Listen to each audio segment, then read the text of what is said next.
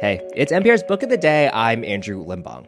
The new nonfiction book, The Remarkable Life of Reed Peggram, is a fascinating look at this man's life. He was a guy who loved so hard that he risked staying in Europe during World War II as a queer black man to be with the man he loved.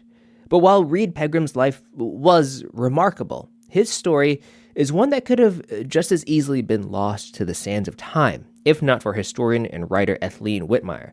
She talks to NPR's Scott Simon about what we can learn from Pegram's life and the serendipitous meeting that led to Whitmire being able to tell the full breadth of Pegram's story.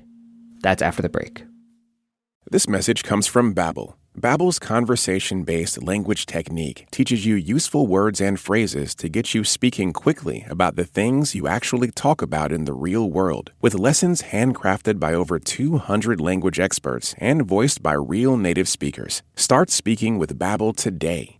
Get up to 55% off your Babbel subscription right now at babbel.com/NPR. Spelled BABBEL.com/NPR. Rules and restrictions may apply. This message comes from Instacart. Let's talk groceries, specifically your groceries, with Instacart. You want your groceries just the way you like them, right? Well, the Instacart app lets you do just that. They have a new preference picker that lets you pick how ripe or unripe you want your bananas. Shoppers can see your preferences up front, helping guide their choices. Instacart. Get groceries just how you like.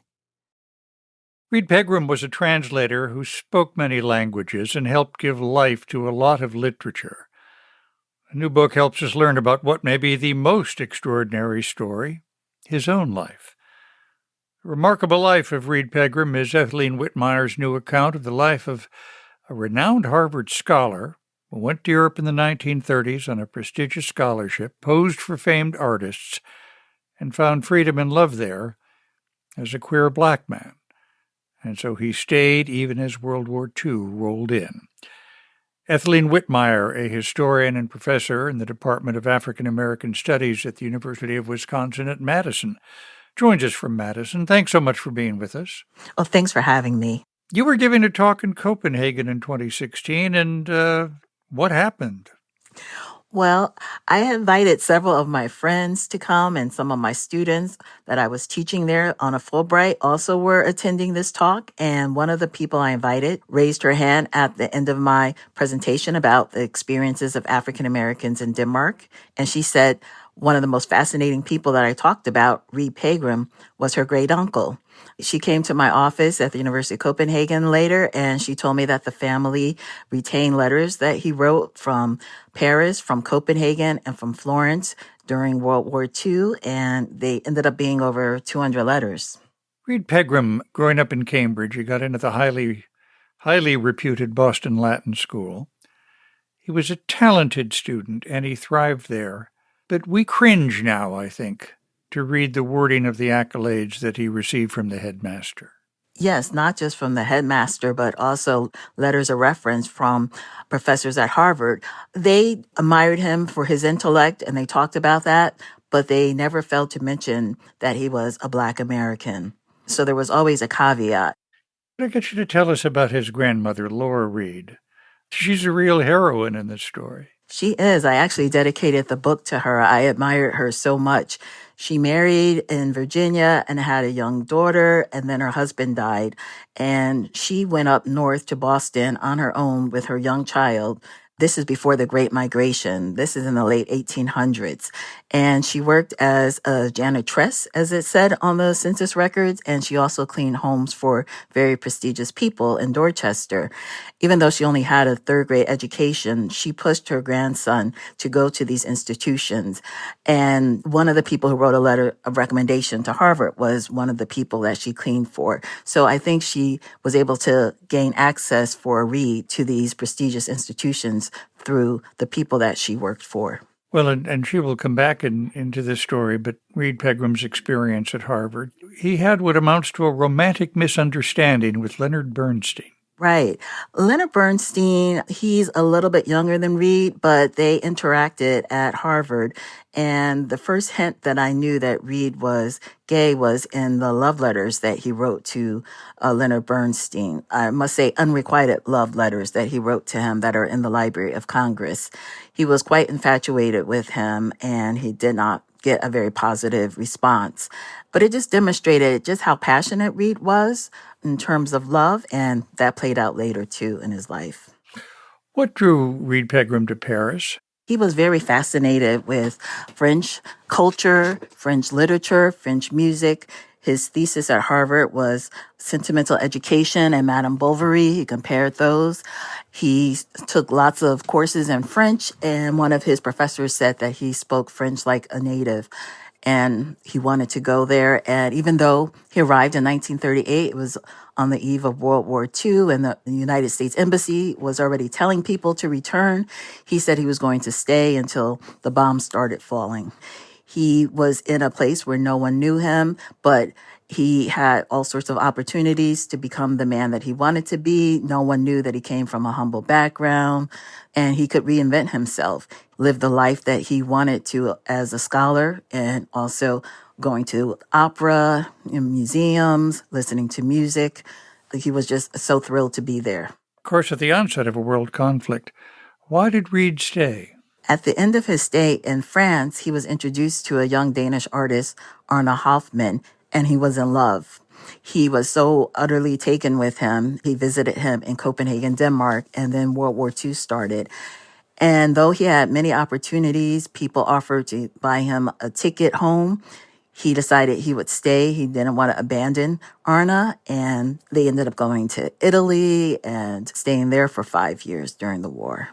And tell us about their lives there. They were miserable. Once they got to Italy, they found it was almost impossible for Arne to get a visa to enter the United States. And so they were just waiting and hoping that someone can help them. They were in quite dire straits.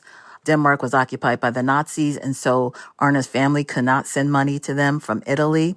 And he was being supported by a grandmother who was working as a janitor and then eventually retired. And so she sent what she could. This is the grandmother Laura Reed who enters our story again heroically. Yes, and she sent many letters back and forth, but she also asked the State Department to try to intervene, which they couldn't. But yeah, they stayed and they were in misery. Eventually, they were asked to leave Florence, and they were separated when authorities found out that there were two men living together in the same apartment and sharing one room and one bed. And then eventually they ended up in a concentration camp. 2 years in that camp, right? It's hard to tell, but there were several months that they were in there. And then after they eventually were able to leave, they were still wandering the countryside. And so they were in a lot of trouble. They ran into African-American troops from the 92nd Infantry who were in Italy, and they had reporters embedded with them. And the reporters recorded this story, took photographs. That's how I actually discovered the story, and that's where I started with Reed. Reed Peggram's life enters a very sad period then. He went to a sanitarium and received treatments. What was that like? Yes, he spent 4 years at Medfield State Hospital. He underwent electroshock therapy and possibly a lobotomy. And then his life after that, the life that started with such promise, seemed to just go very downhill. He never was able to finish his thesis or work as a university professor, which he wanted to do. Professor Whitmire, how do we account this human life? A dazzling life and or a life dimmed by bigotry and misunderstanding? It started with a dazzling life. I think that's important to look at all the opportunities that he had and took advantage of. And then he was betrayed by not just race, but also homophobia. If he could have married Arne, he could have brought him to the United States, and they would not have had this whole odyssey. The Remarkable Life of Reed Peggram is Ethelene Whitmire's new book. Thank you so much for being with us. Thank you so much for having me.